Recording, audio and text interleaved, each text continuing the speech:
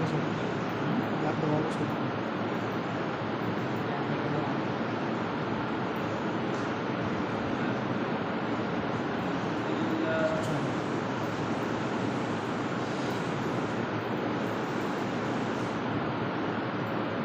لله نحمده ونستعينه ونستغفره ونعوذ بالله من شرور أنفسنا ومن سيئات أعمالنا من يهده الله فلا مضل له ومن يضلله فلا هادي له وأشهد أن لا إله إلا الله وحده لا شريك له وأشهد أن محمدا عبده ورسوله أرسله بالحق بشيرا ونذيرا أما بعد فإن خير الحديث كتاب الله وخير الهدي هدي محمد صلى الله عليه وسلم وشر الأمور محدثاتها وكل محدثة بدعة وكل بدعة ضلالة وكل ضلالة في النار.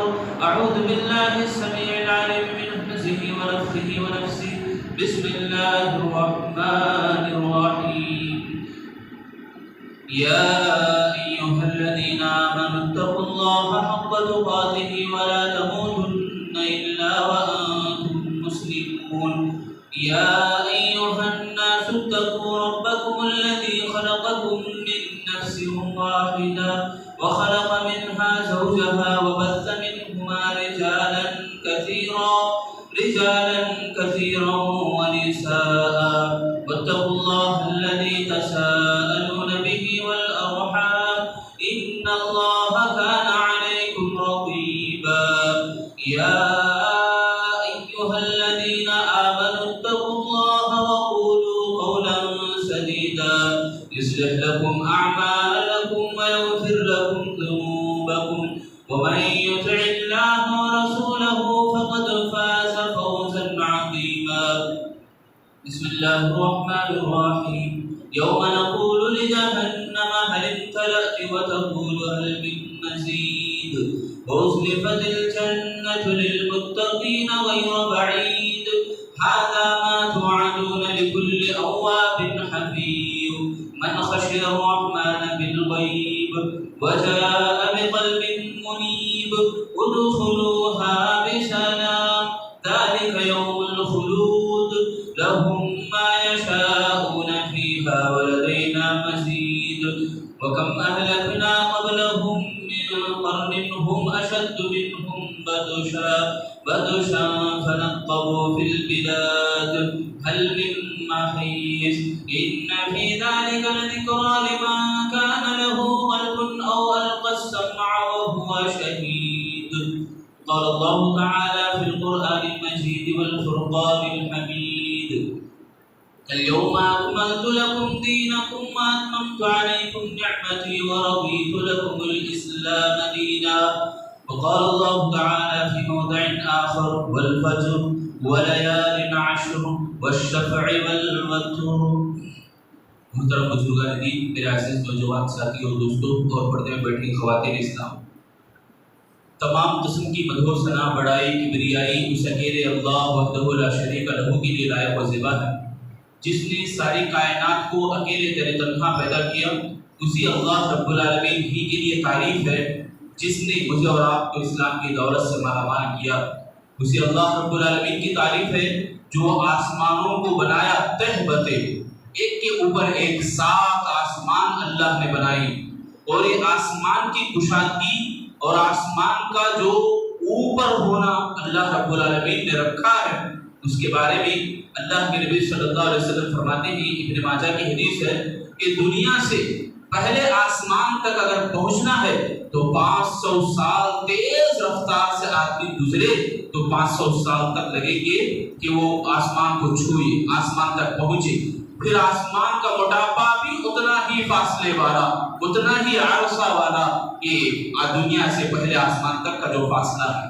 پھر آسمان کا موٹاپا گزرنے کے بعد دوسرے آسمان کا بھی فاصلہ ویسے ہی، پھر اس کا موٹاپا ویسے ہی، ایسے 7 آسمان اللہ تعالیٰ نے بنائے. اور اللہ رب العالمین کی تعریف ہے کہ اللہ تعالیٰ ہر چیز کو کسی نہ کسی کام میں لگا دیا، ہر چیز کو اپنی حکمت میں اللہ تعالیٰ نے پرو کے رکھا ہے. اللہ رب العالمین کا ہمارے اوپر بے انتہا شکر اور فضل ہے کہ اس نے میرے اور آپ کی رہنمائی کے لیے ایک رہنما کو بھیجا۔ ہر قوم میں آتے گئے ہمارے نبی جناب محمد رسول اللہ صلی اللہ علیہ وسلم آخری نبی بنا کے بھیجے گئے، ان کے بعد کوئی نبی نہیں آنے والا۔ نبیوں کا جو کام ہے، جو فرض ہے، جو فرائض تھی، وہ میرے اور آپ کے اوپر لاگو ہوئی۔ میرے دینی بھائیوں، آج میں آپ کے سامنے خطبہ مسنونہ کے بعد سورۃ الفجر کی آیتیں اور سورۃ مائدہ کی ایک آیت تلاوت کی ہے۔ ان آیتوں کی مناسبت سے آج جو باتیں میں آپ کے سامنے رکھنے جا رہا ہوں وہ ہے ایام العشر، یعنی ذی الحجہ کے خصوصیات۔ اس میں سے ذی الحجہ کا جو مہینہ ہے، اس کو اللہ تعالیٰ نے حرمت کے 4 مہینوں میں رکھا۔ دیکھو، تمام دن، راتیں اور گھڑیاں، گھنٹے سب اللہ نے پیدا کیے، مگر ان میں خاص اللہ تعالیٰ کچھ مہینوں کو، کچھ لمحوں کو، کچھ سیکنڈوں کو بھی اللہ تعالیٰ نے اہمیت دی۔ جیسے جمعہ کے اندر ایک گھڑی ایسی ہے یعنی جس کو سیکنڈوں میں اللہ تعالیٰ ختم کر سکتا ہے۔ وہ گھڑی کے بارے میں کوئی تفصیلی وضاحت نہیں ہے، مگر اس گھڑی کی اہمیت اور فضیلت بہت زیادہ ہے۔ پیارے نبی صلی اللہ علیہ وسلم فرماتے ہیں کہ جمعہ کے دن ایسا لمحہ آئے گا، اس لمحے میں اللہ تعالیٰ ضرور قبول کرتا ہے دعا کو۔ دعا کا مرحلہ ایسا رکھا ہے اللہ تعالیٰ، کب رکھا ہے اس کی بھی تفصیل ہمیں معلوم نہیں ہے، بس جمعہ کے اندر اللہ تعالیٰ نے رکھا ہے۔ تو ہمیں جمعہ کے پورے دن کو سستی کوتاہی سے بچا کر دعاؤں میں اور خصوصیت کے ساتھ درود شریف میں گزارنا ہے، یہ ہمارے کو تعلیم دی گئی۔ بہرحال 4 حرمت والے مہینے اللہ تعالیٰ نے رکھے۔ ذی قعدہ، ذی الحجہ، ذی قعدہ کی آج اس پر 4 تاریخ ہے۔ ذی الحجہ کا مہینہ ہمارے سامنے ہے، بالکل قریب، ایک 6 دن یا 5 دن گزر گئے تو ذی الحجہ کا چاند نظر آ جائے گا۔ تو ذی الحجہ کے ابتدائی دنوں کی جو فضیلت ہے، پہلے عرشے کی جو فضیلت ہے، پہلے 10 دنوں کی جو اہمیت اور فضیلت اسلام کے اندر بتائی گئی، دنوں کی فضیلت، جیسا کہ میں نے آیت پڑھی والفجر، اللہ تعالیٰ نے قسم کھائی ہے فجر کی، اور اسی صورت میں دوسری قسم اللہ نے کھایا کہ 10 راتوں کی قسم ہے۔ امام ابن کثیر علیہ رحمہ فرماتے ہیں یہاں 10 راتوں سے مراد ذی الحجہ کے ابتدائی 10 دن مراد ہیں، 10 دن 10 راتیں اس سے مراد ہیں۔ حضرت عبداللہ بن عباس رضی اللہ تعالیٰ عنہ بھی اس کی تفسیر میں کہتے ہیں، ان آیت کی تفسیر میں، کہ اللہ تعالیٰ نے دنوں کو راتوں میں اگر دیکھا جائے تو رمضان کے آخری 10 راتوں کی بہت بڑی فضیلت ہے، بہت زیادہ اہمیت ہے۔ اس میں سے لیلۃ القدر کی تو سبحان اللہ کئی گنا زیادہ اللہ تعالیٰ نے اس کے اندر ثواب اور اجر رکھا۔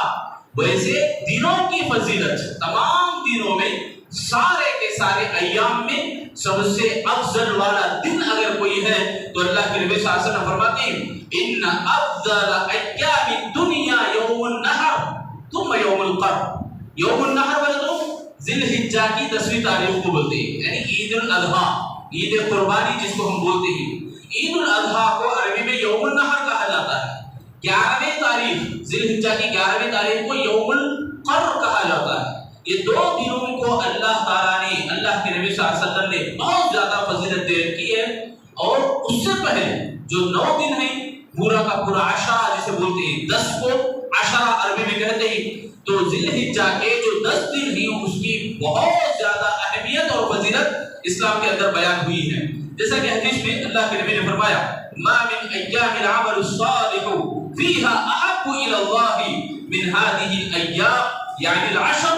قالوا يا رسول الله ولا الجهاد في سبيل الله؟ قال ولا الجهاد في سبيل الله الا رجل خرج بنفسه وماله فلم يرجع من ذلك بشيء۔ یہ حدیث ابو داؤد کی ہے، 727 حدیث نمبر ہے۔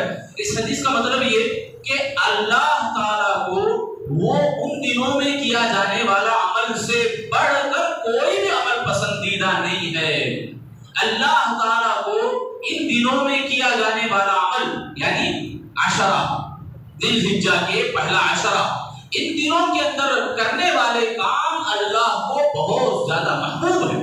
عمل الصالح یعنی نیک اعمال۔ صحابہ پوچھتے ہیں اے اللہ کے نبی کیا جہاد بھی اللہ کی راہ میں اپنے آپ کو قربان کرنے کا جو عمل ہے جہاد، وہ بھی کیا؟ تو اللہ کے نبی صلی اللہ علیہ وسلم نے فرمایا جہاد بھی نہیں ہے۔ ہاں اگر کوئی آدمی اپنے جان اور مال لے کو اللہ کی راہ میں جہاد کر رہا ہے اور وہ نہیں لوٹا، جان بھی گئی اور مال بھی گیا، وہ آدمی زیادہ فضیلت والا ہے۔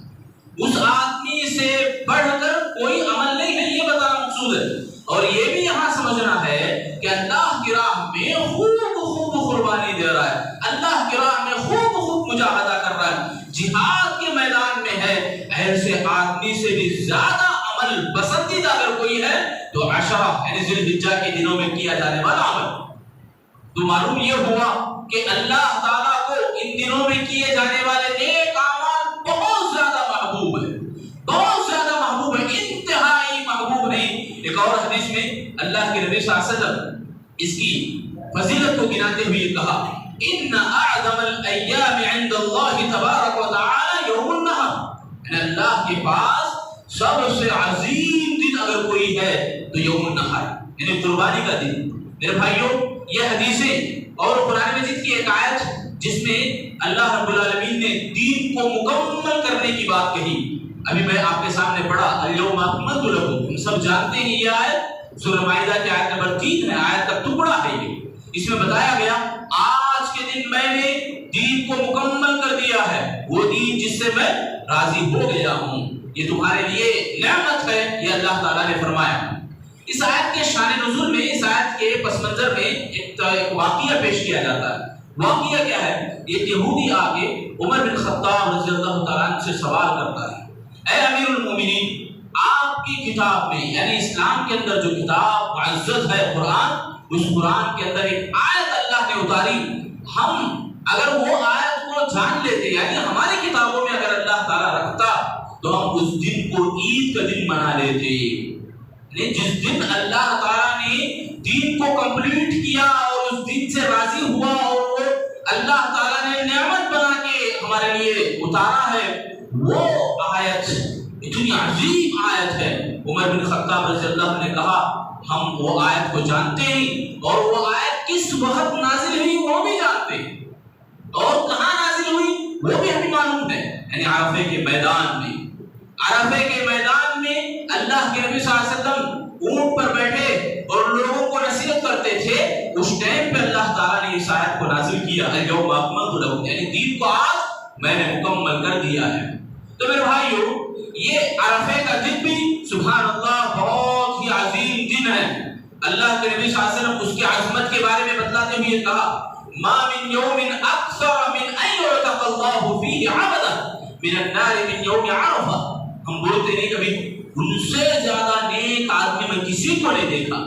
ہماری بات میں چھوٹی بات ہو سکتی ہے مگر اللہ کے نبی صلی اللہ علیہ وسلم یہ فرماتے ہیں کہ عرفے کے دن سے بڑھ کر عرفے کے دن اللہ تعالیٰ نے جہنم سے کتنے لوگوں کو آزاد کرے گا، اتنے لوگوں کو آزاد کرے گا کہ کسی اور دن اللہ تعالیٰ آزاد نہیں کرتا۔ آپ سنیں رمضان کے اندر رمضان کی راتوں میں اللہ رب العالمین لوگوں کو جہنم سے آزاد کرتے ہیں، اور لیلۃ القدر کی رات کو اللہ تعالیٰ بہت زیادہ لوگوں کو جہنم سے آزاد کرتے ہیں۔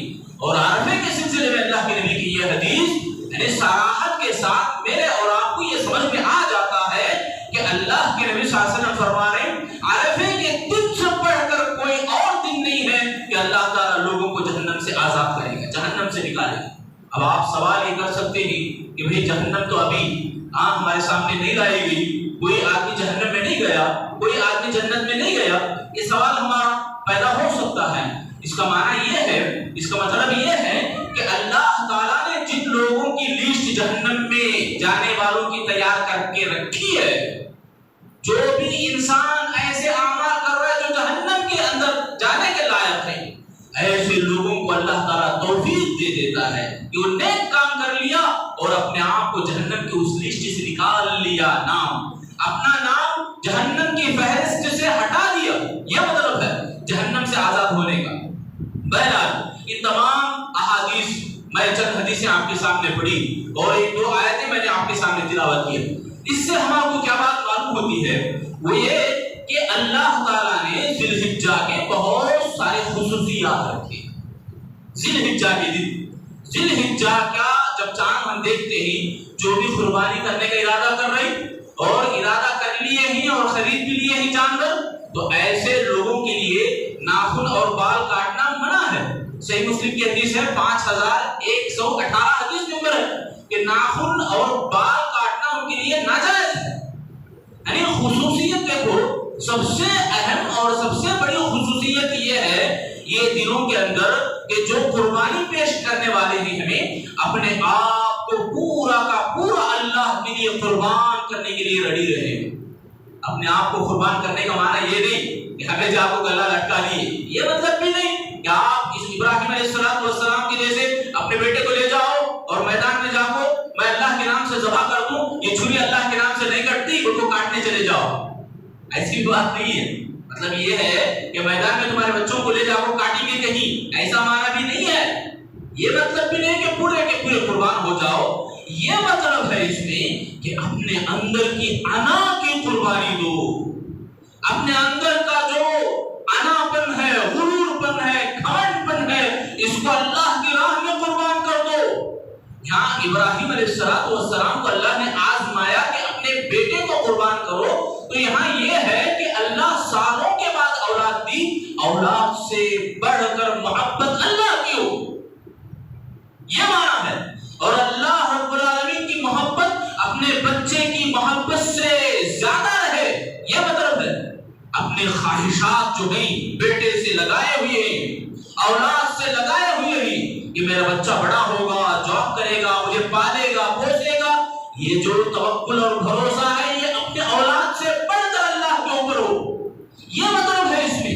یعنی خصوصیت یہ ہے کہ دیکھو ہم اپنے آپ کو اللہ رب العالمین کے لیے مان جائیں، اللہ کا حکم ہے تو میرا کچھ بھی نہ چاہیے، اللہ رب العالمین کی بات آ گئی میری من مانی میرے پیروں کے نیچے دفن ہو جائے، یہ مطلب ہے اس کا۔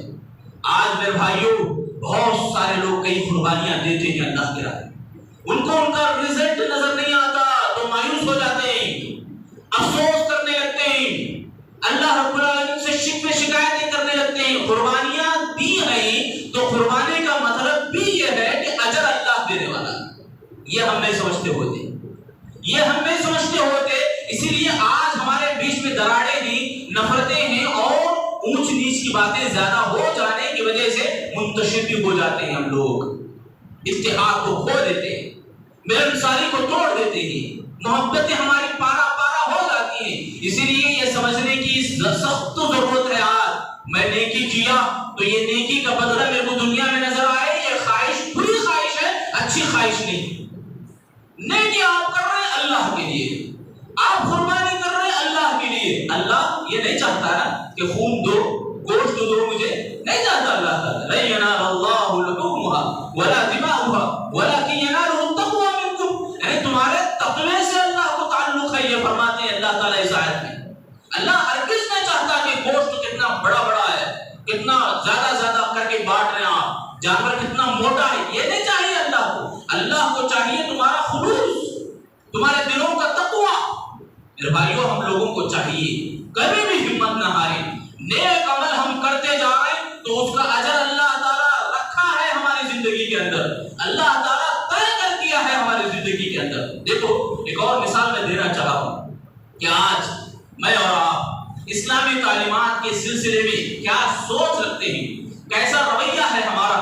ایک چھوٹی مثال میرے اور آپ کو کام آ جائے گی انشاءاللہ، اور سے سنو انشاءاللہ۔ کیا ہے مثال بولتے ہیں، ایک عورت شادی کرنا چاہ رہے، اسلام کے اوپر عمل کرتے ہوئے وہ حجاب کو اپناتی ہے، پردے پہ ہمیشہ رکھتی ہے، اور وہ یہ چاہتی ہے کہ میرا شوہر بھی ایسا ملے مجھے کہ وہ مجھے پردے میں ہی رکھے، پردے سے باہر نہ کرے۔ ایسا ہوتا نا آج کل کہ شادی ہونے کے بعد کیا ہوا کہ دیورش ہے، کیا ہوا پردہ نکالو، ہمارے گھر کے ادمیہ ہیں، کیا ہوا پردہ نکالو، یعنی پردے سے رکاوٹ آج بہت سارے گھروں میں ہو رہا ہے۔ بہرحال وہ عورت کیا چاہتی ہے کہ میرا شوہر ایسا مجھے ملے کہ مجھے باپردہ ہی رکھے، اچھی بات۔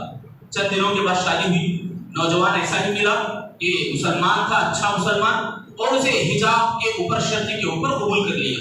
شادی ہو گئی، 1 سال 2 سال، بیٹا ہوا، بیٹا ہونے کے بعد خرچ بڑھ گیا، یہ نوجوان کھیتی باڑی کا کام کرتا تھا، اب بیٹا ہو گیا، خرچ زیادہ ہو گیا، تو میں ایک کام کرتا ہوں کہ میں کھیت میں ہی رہوں گا، تم کیا کرو مجھے کھانا لے کر دو، دوپہر کا کھانا میں کھیت میں ہی کھاؤں گا، گھر آنے سے ٹائم ذرا نکل جا رہا ہے اس لیے میں کھیت میں ہی بیٹھ کے کھا لوں گا، گھر کو آنے جانے سے تھوڑا وقت نکل جا رہا تو ٹھیک ہے۔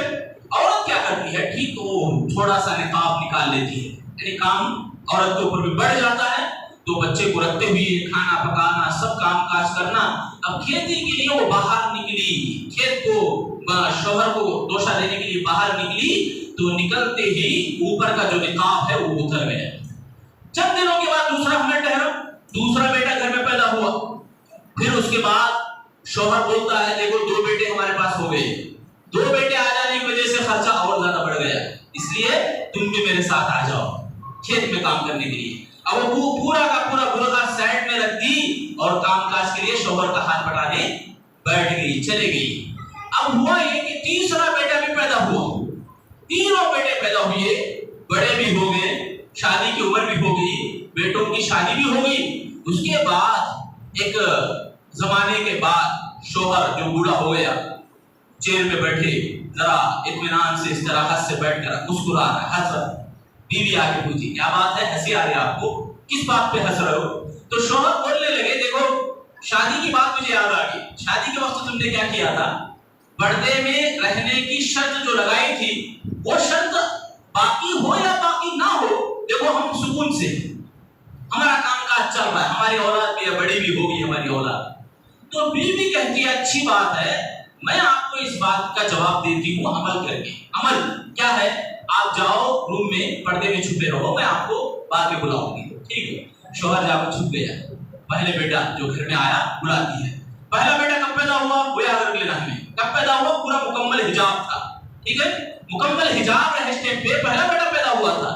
تو پہلے بیٹے کو بلا کے عورت کہتی ہے، ماں کہتی ہے، روتی چلاتی بالوں کو بکھیر لے کے زور زاروں اتار ہوتی ہے، کہتی ہے کہ دیکھو تمہارے والد نے مجھے مارا ہے، تمہارے باپ نے مجھے مارا ہے۔ تو پہلا بیٹا آ کے نصیحت کرتا ہے بیٹھ کے، امی کیا غلطی ہوئی آپ سے، دیکھ لو کہ غلطی سے وہ بائی مسٹیک وہ بھی کچھ تمہاری غلطی نظر آ کے مارے ہوں یا کچھ ایسی ویسی ہو گئی ہوں، یعنی سمجھاتا ہے پہلا بیٹا، ٹھیک ہے۔ دوسرا بیٹا، یہ پہلا بیٹا چلا گیا، دوسرا بیٹا آنے سے پہلے یہ بھی ویسے چیختی چلاتی یہ شکایت کرتی ہے، دیکھو تمہارے باپ نے مجھے مارا ہے۔ تو آپ بگڑا ہو جاتا ہے دوسرا بیٹا، غصے میں آ جاتا ہے، مگر آگے نہیں بڑھتا، واپس چلا جاتا ہے، میں دیکھ لوں گا بول کے چلا جاتا ہے۔ تیسرا بیٹا جب آیا، یاد رکھنا ہمیں، دوسرا بیٹا کب پیدا ہوا؟ آدھا برقع اتر گیا تھا، تیسرا بیٹا پورا برقع اتر گیا تھا، اس ٹائم پہ پیدا ہوا۔ تو تیسرے بیٹے کو جیسے ہی شکایت کرتی ہے ماں، لکڑی لے کے گھر میں نکلتا ہے، کہاں گیا وہ ظالم، میں ماروں گا اسے بولتے۔ سمجھے آپ واقعہ؟ مثال ہے یہ میرے اور آپ کے لیے کہ ہم اسلامی تعلیمات کے اوپر عمل کرتے ہیں، اس کا ریاکشن ہمارے اوپر ہونے والا ہے۔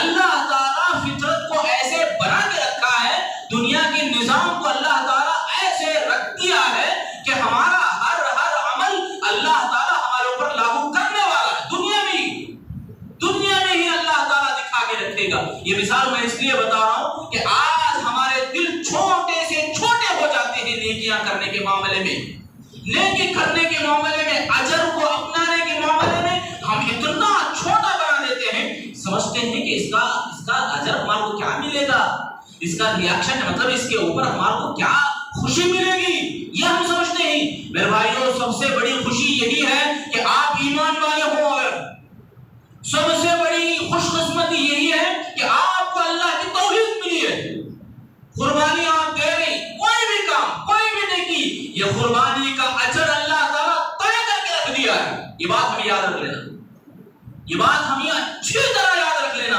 آج ہمارے لیے یہ دلوں کا سکون اٹھ گیا ہے، تو ہم یہ سمجھنا ضروری ہے ہمارے لیے کہ ہماری جو قربانیاں ہیں، ہماری جو نیکیاں ہیں، وہ رنگ نہیں لانے کی وجہ یہ کہ ہمارے ایمان کے ساتھ کچرا مل چکا ہے، غلیظاگی گندگی ہمارے ایمان کو خرد مرد کر دی ہے۔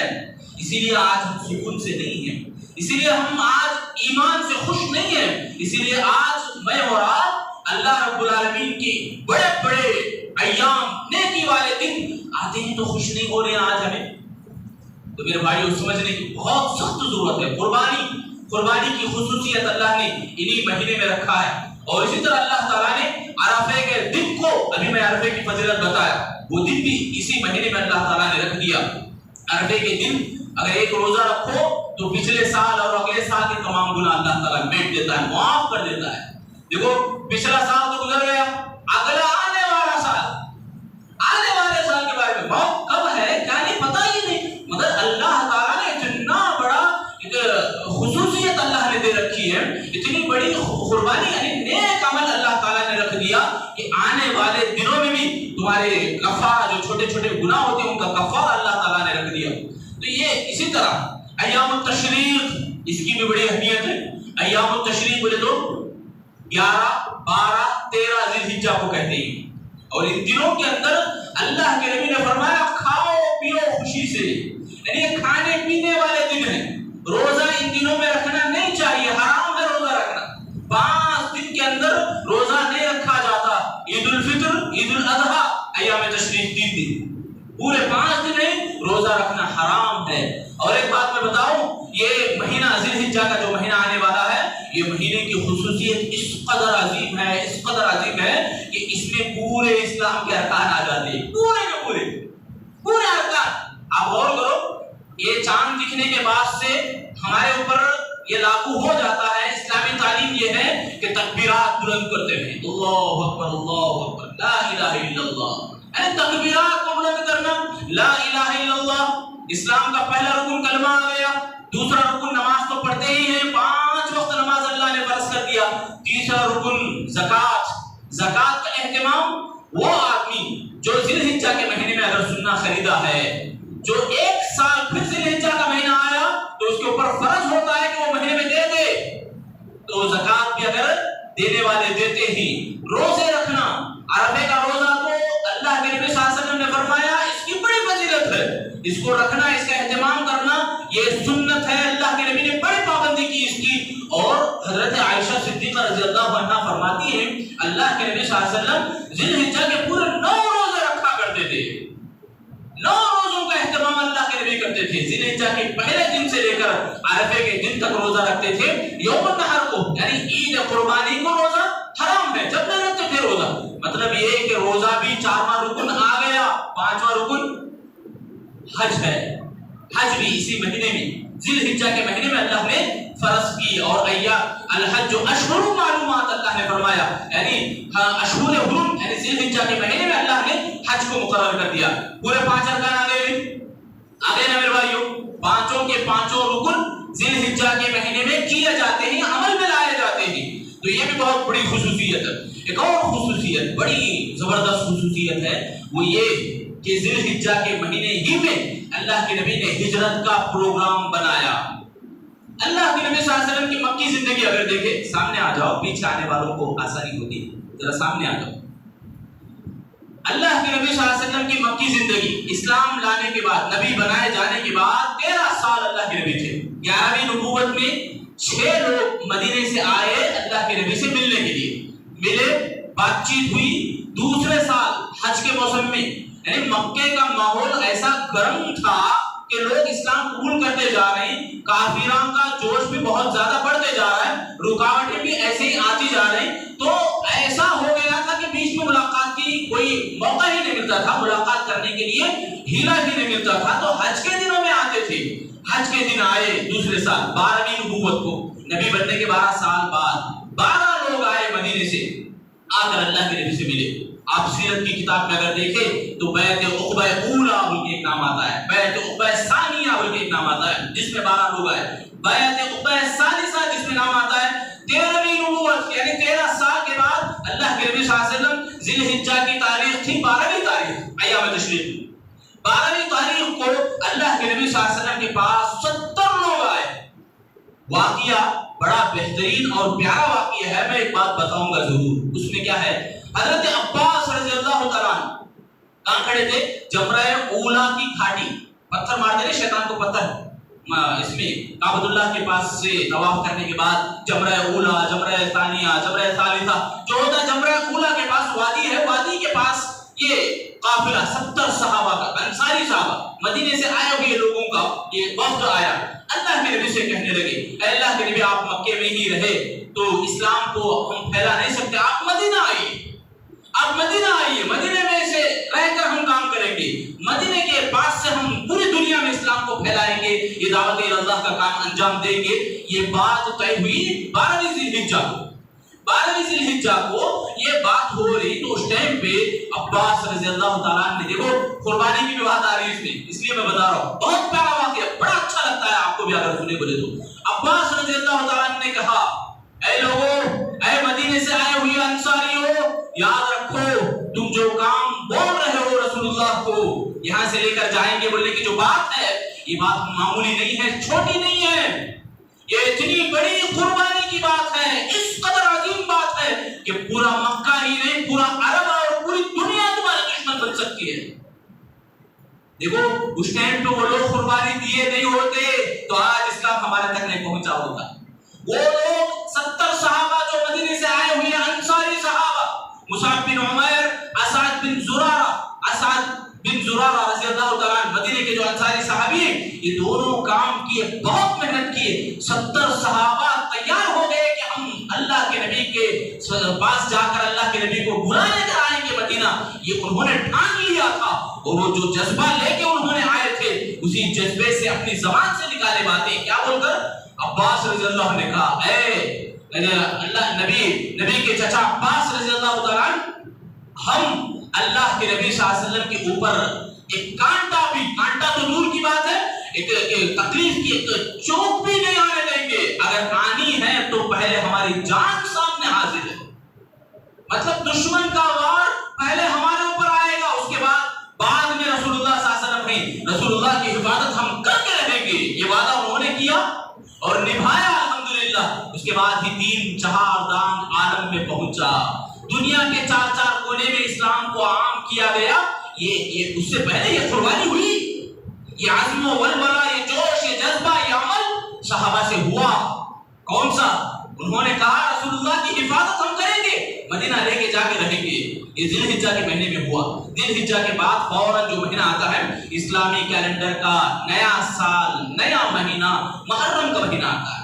بہرحال بتانے کی بات یہ، تمام باتوں کا خلاصہ یہ، ذی الحجہ کے جو دن ہمارے سامنے آنے والے ہیں، ابھی 5 اور 6 دن باقی ہیں، چاند دیکھنے کے بعد سے جو بھی قربانی دینے کا ارادہ پکا کرے ہیں تو ان لوگوں کو چاہیے کہ ناخن نہ کاٹے، بال نہ کاٹے، اور قربانی کا جانور جو بھی لے لیں اچھے انداز سے لے، 2 سال والا جانور لے، بکری اگر ہے 2 سال کی، 2 دانتے والا، تو اور اس میں عیب دار نہ ہو، ایسا عیب جو ظاہر ہوتا ہے، کھلے طور پر عیب ہے، ایسے عیب والا جانور ہرگز نہ خریدیں۔ اللہ کی راہ میں قربانی دے رہے، اللہ کی راہ میں نیک عمل دے رہے، ہمیں اپنے دوستوں کو لے جاتے ہیں، کوئی تحفہ ٹوٹا پھوٹا تو نہیں لے جاتے، ارے اللہ تعالیٰ ہے وہ، اللہ رب ذوالجلال ہے وہ، اس کو جب عمل پیش کر رہے ہیں، نیکی کو دکھا رہے ہیں تو بہت خوب اور اچھی نیکی دینا چاہیے، اور نیکی دینے سے پہلے اپنے دل کے خواہشوں کے اوپر گلا کاٹنے، دل کے خواہشوں کے اوپر چھری چلانے کا عزم کریں، یعنی انانیت کو توڑ دیں، یہ انانیت اور گھمنڈ یہ روب و دبے والی بات ہے جو اسے کچل دیں، اس کے بعد ہم اپنے جانور کے اوپر چھری چلانے کا طے کر لیں۔ جو بھی بدعات و خرافات ہیں انشاءاللہ اگلے جمعے میں سنیں گے، یہ سب جو بھی دنیا کرتی ہے، جانور کو چھینا، خون کو دیکھنا، خون لپ لینا، بچے کو لپانا، یہ سب بکواس ہے، بدعتیں ہیں یہ سب بھی۔ بہرحال جو اسلام نے طے کیا ہے، الیوم اکملت کہا اللہ تعالیٰ نے، دین کو ہم نے مکمل کر دیا ہے۔ اب بڑوں کی باتیں بزرگ ہم کرتے تھے، ہمارے گھر کا رسم ہے، یہ سب بدعتوں میں شمار ہوتا ہے۔ بہرحال ہم لوگوں کو چاہیے کہ آنے والے دنوں کی تیاری کریں، روزہ رکھنے کا بھی اہتمام کرنے کی کوشش کریں۔ میں اللہ سے آخر میں دعا کروں گا، اللہ تعالیٰ سب سے پہلے مجھے بولنے والے اور آپ تمام سننے والوں کو اللہ تعالیٰ عمل کی توفیق عطا فرمائے۔ الہ العالمین ہم تمام لوگوں کی گناہوں کو معاف فرما، اے اللہ ہمارے دکھ دردوں کو پریشانیوں کو دور فرما، ہم سب کو مل جل کر اتحاد کے ساتھ ملے جلے رہنے کی توفیق عطا فرما، ہمارے دلوں میں آپس میں ایک دوسرے سے محبت کرنے کی توفیق عطا فرما، ہمارے پچھلے رمضان کے تمام نیکیوں کو قبول فرما، اے اللہ جہاں جہاں بھی مسلمان مظلوم ہیں غیبی مدد ان کی عطا فرما، جو بھی ظالم ہیں مسلمانوں کو نیست و نابود کرنے کی کوشش کرتے ہیں، اے اللہ تیرے عبادت کرنے والے بندے قیامت تک باقی رہیں گے، یہ بات ان کو سمجھنے کی توفیق دے، اور ان کو ہدایت کی توفیق ہے تو ہدایت دے، یعنی تو ان کی سفید ہستی مٹا دے، اے اللہ ہم تمام لوگوں کو پچھلے رمضان کی تمام نیکی کو قبول فرما، ہمیں جیسے بیٹھنے کی توفیق بخشی ہے، جنت میں داخل ہونے کی توفیق عطا فرما، مرنے سے پہلے موت کے بعد کی تیاری اور اس کی فکر کرنے کی توفیق عطا فرما، اے اللہ خبر میں ہر کسی کو جانا ہے، جانے سے پہلے توشہ باندھنے کی توفیق دے، حشر کی ہولناکیوں سے ہم سب کو بچا لے، دھوپ کی جو سختیاں ہیں، جو تکلیفیں ہو سکتی ہیں، وہ تکلیفوں سے ہماری مدد فرما، نئے بیماریوں سے اللہ ہم سب کو بچا لے، شیطان کے وسوسے سے ہم سب کو بچا لے، اے اللہ ہم سب کو دعاؤں کی پابندی کرنے کی توفیق دے، صبح شام روز مرہ کی جتنے بھی دعائیں ہیں دعاؤں کا اہتمام کرنے کی توفیق عطا فرما، دعاؤں کو سمجھ کر پڑھنے کی توفیق دے، ایمان کو سمجھ کر اپنانے کی توفیق دے، ایمان کی لذت ہمارے دلوں میں پیدا فرما، ایمان کی مٹھاس ہمارے دلوں میں پیدا فرما، ہم سب کو نمازوں کی پابندی کرنے کی توفیق عطا فرما، نمازوں کو اس کے وقت پر ادا کرنے کی توفیق عطا فرما، عمل کے ارادے سے جذبے سے آمین بولو میرے بھائیو، اللہ بھی ضرور توفیق دے گا، اللہ ہم سب کو پنجگانہ نمازوں کا پابند بنا، اور جمعہ کا جو وقت ہوتا ہے اس کی پابندی کرنے کے اللہ ہم سب کو توفیق عطا فرما، وقت پر ہمیں حاضر ہونے کی توفیق عطا فرما، جمعہ کی فضیلت سے ہمیں مالا مال ہونے کی توفیق دے، جمعہ میں ہمیں کثرت سے درود کا اہتمام کرنے کی توفیق عطا فرما، جب ہمیں آخری سانسوں میں پہنچا تو ہماری زبانوں پر کلمہ طیبہ جاری فرما، آمین یا رب العالمین، وآخر دعوانا ان الحمدللہ رب العالمین، بارک اللہ لنا ولکم فی القرآن المجید ونفعنا وإياكم إنه تعالى جواد